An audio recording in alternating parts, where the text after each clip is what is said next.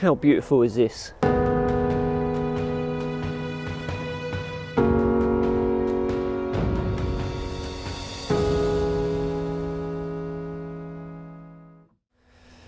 Mornings like this don't just happen by chance, they take planning, and I'm going to take you through some tips to help you plan your landscape photography shoot. Let's go. A good place to start once you've decided upon a location to shoot is 500px. It's a database of very high quality pictures, so if I'm going to look for Leeds Castle, I just type in Leeds Castle and it throws up all the pictures that have been tagged and located at Leeds Castle. I can just scroll through and see what other photographers have done, what time of year they've been, when it looks best, compositions they've used, and also just other features that are about the place that I could potentially use. You don't have to use 500px. Another good resource would be Flickr, but even then you could just type in an image search for Leeds Castle and look through Google Images, see what pops up there.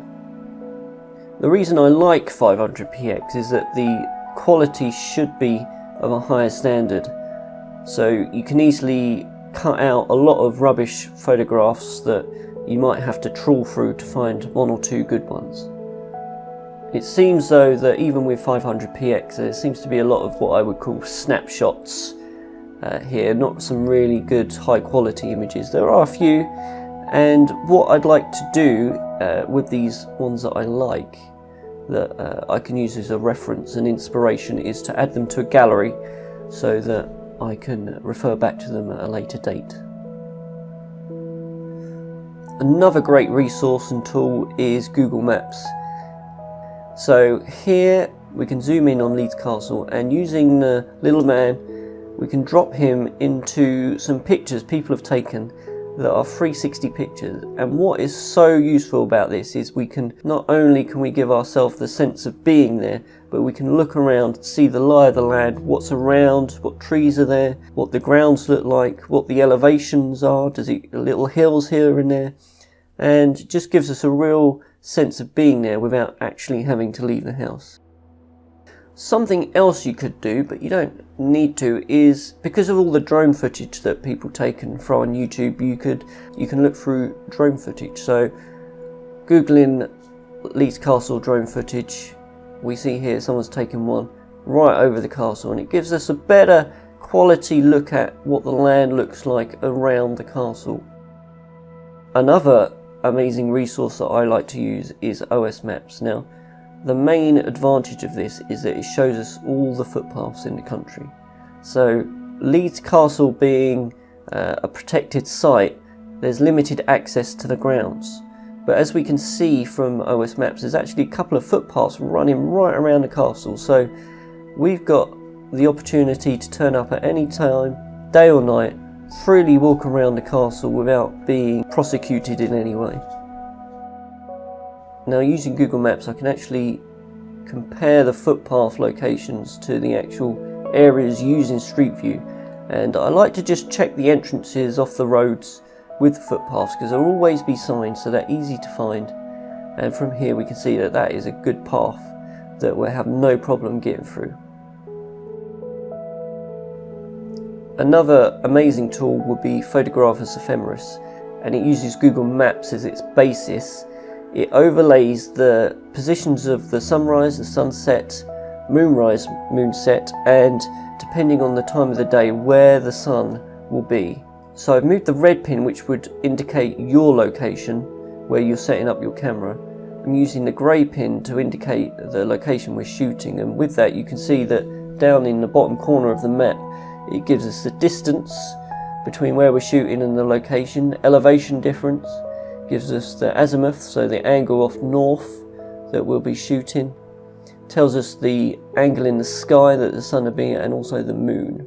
And at the top right, just above the map, between the map and the search bar there, you'll see that it gives us elevation above sea level, so we're about 60 meters high, and also an easting and northing. And what I'm trying to do here is just when the sunrise comes up, because that's the time I'll be aiming to get there, is what is the best side to shoot the castle? Do I want to go the side where the sun is behind the castle and shooting across the castle into the sun? Or do I want to shoot away from the sun and where the sun will light up the castle? One thing that's going to really help save time is knowing where to park. Now, a lot of the lanes around these castles are really tight and narrow and you're not able to park. But I noticed at the top here that the footpath cuts through onto the main road, onto the A20. And looking down the road here on Street View, I can see that there's a dirt track there just off the road that a couple of cars are parked, so I could quite easily park there, no problem, I think. And lastly, we need to know how long it's going to take to get there. Now, depending on the time of day, it can take different times because of traffic, so hopefully early in the morning it shouldn't be a problem, but what I like to do is just type in what time I want to arrive there by. So I want to get there about an hour before sunrise. It gives me time to park up, get into Leeds Castle, walk around the footpaths, get an idea of what it's like and look for compositions so I can be set up with a composition before sunrise. And finally, we need to see what the weather's going to be like, so a really good tool for that is called Clear Outside. Now, what I like about it, even though it doesn't give us a map overview of what the weather will be like, it does give us a really good breakdown at every hour of the day the weather will be like. So when we're not just talking about cloud cover, it's giving us a really good breakdown of low cloud, middle cloud, high clouds, and we can see here Friday morning, which I'm looking to go, there's barely any cloud. There might be the odd one or two in the sky, but so we're going to have really clear skies. Wind speed looks fine. It's going to be nice and cold, which I'm hoping for, so I'm hoping it's going to be nice and frosty there. Now, those are my top tips for planning and researching. I put links to the tools I used in the description below. Now we just need to go and shoot this.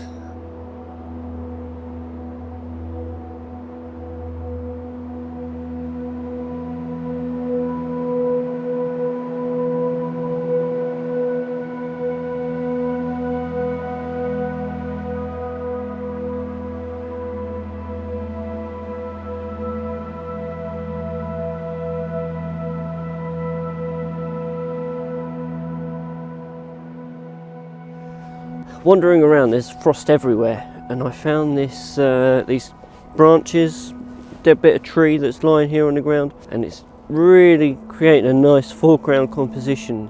And then we're looking out over the moat and the castle, and we've got all this beautifully frosted grass around us, giving us a really cool look.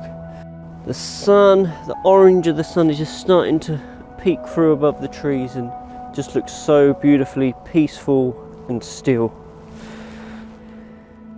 Right now is beautiful. We've got enough light to really bring out the frost, and kind of what I wanted to do when I was imagining my shot was because the grounds, it's not just about the castle, it's about the grounds, the surrounds it's in. So I wanted a wide shot, and from here I can get with my Samyang 12mm in landscape, I can get all the moat in, castle pretty much in the middle, the surrounding grounds surround the moat with the nice frost laying on it, and then also this nice foreground of the tree stumps with the frost. And what's good about having some foreground interest in this shot is it really emphasises the coldness. So you can see the frost on the bark here. I've got F8 hard grad on to bring down the sky because it's starting to blow out. And because of the it's not quite bright enough and I'm using ISO 100, we're doing 5-6 second exposures at the moment. Now I've got the polarizer on because I thought I might get the reflections out the water, but one of the problems we have is with the sky. Polarizers only work 90 degrees to the sun, so the sun's over here, so it's going to work over here, but the problem I'm having, it's causing an uneven tone in the sky. So let me show you what I mean. So as I spin the circular polarizer around, you'll see that in the top of the sky it gives a funny uneven tone, and if I keep moving the polarizer it doesn't even out. So what I'm going to do is I'm going to find a happy medium between a slightly even tone and the polarizing effect.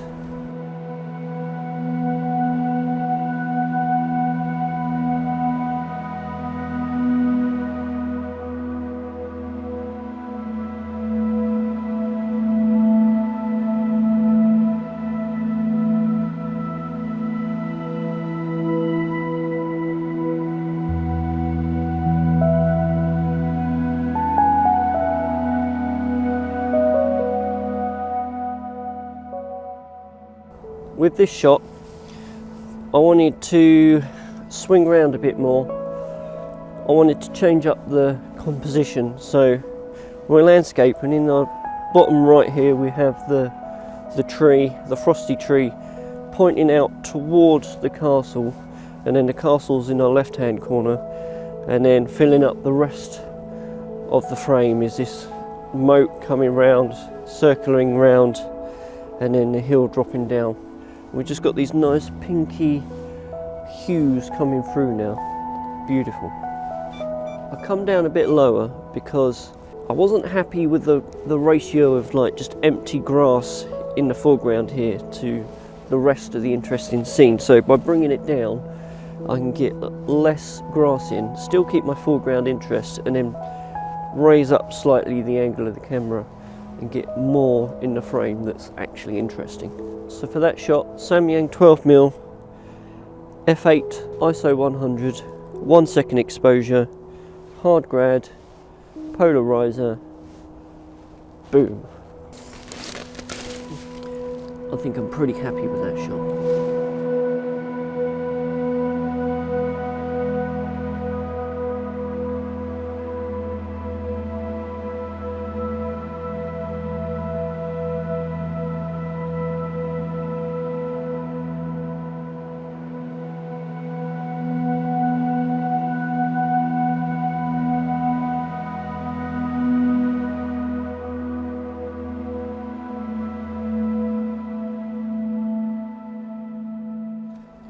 So all in all, that was a fantastic morning. It was pretty much exactly what I wanted when I was imagining it in my head. So all that planning, all that prep was really worth it. Like they say, to fail to prepare is to be prepared to fail.